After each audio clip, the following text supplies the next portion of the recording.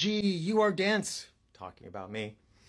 It's the risk factor. If there is even a minor radiation release from Diablo Canyon, what impact would that have on California wine crops alone? So, the reality is that every nuclear power plant releases radioactivity on an annual basis. It always has, and that's the way that all of the designs that we have in our current fleet, designed in the 60s, built in the 70s. The point is that the release has to be an arbitrarily small amount of the natural radioactivity that's there.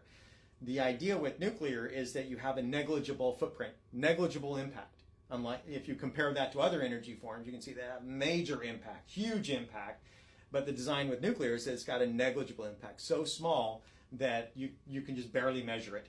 And when it comes to health consequences, it's got to be orders of magnitude, like 3 orders of magnitude below any measurable health consequences. For a general member of the public, specifically a child, to have any measurable hope of getting a cancer increase probability that's measurable from radiation, they've got to get about 10 rem. And the EPA limit for off-site releases is 10 millirem per year. And so it's 3 orders of magnitude below measurable medical effects, and that's where the regulatory limit is.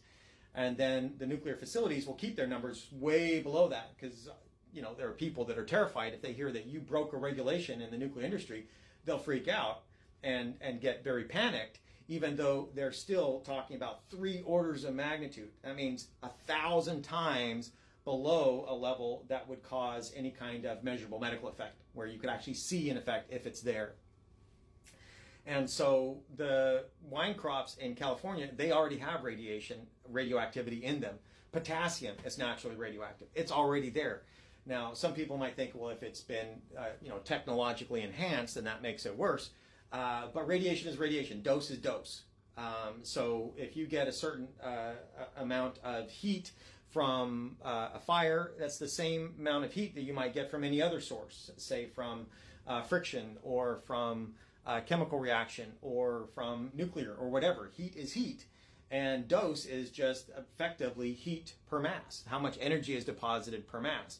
And so in the same way that heat doesn't care about the source, it's still a certain amount of heat. It's the same thing with radiation dose. It doesn't care what the source is once you've normalized it for things like radiation type and tissue sensitivity. And so it's true, if there was a release from Diablo Canyon, there would potentially be people that would panic. But when it comes to what the experts would say, there's no reason to even be concerned unless it starts to become large compared to natural background. Everything's radioactive now, always has been, always will be. And you don't want to concentrate that to values that are substantially large compared to background, just like any other environmental thing, like the amount of trace heavy metals that are in the environment. Every piece of dirt is going to have trace metals, heavy metals, but at trace levels, they're innocuous. It's always been that way, it always will, and it's not something that we have any health concerns over if it remains at those trace levels that you find there in the environment. And radiation dose is the same kind of a thing. As long as it remains comparable to natural background, whether that comes from nuclear medicine or any other thing, most people are not afraid of nuclear medicine, even if the dose is the same. But there is obviously a big benefit from nuclear medicine, but there's also a really big benefit for having electricity. Hopefully we can all appreciate that. Anyway, I hope that answered the question, addressed the concern there. I hope everybody learned something, enjoyed watching the video, and I hope you all have a fantastic day. Thanks for watching. Bye.